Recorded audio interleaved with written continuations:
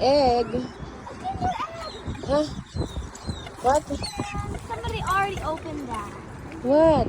It was a Kinder egg. Oh, come on. I thought animal egg. Kayo naman.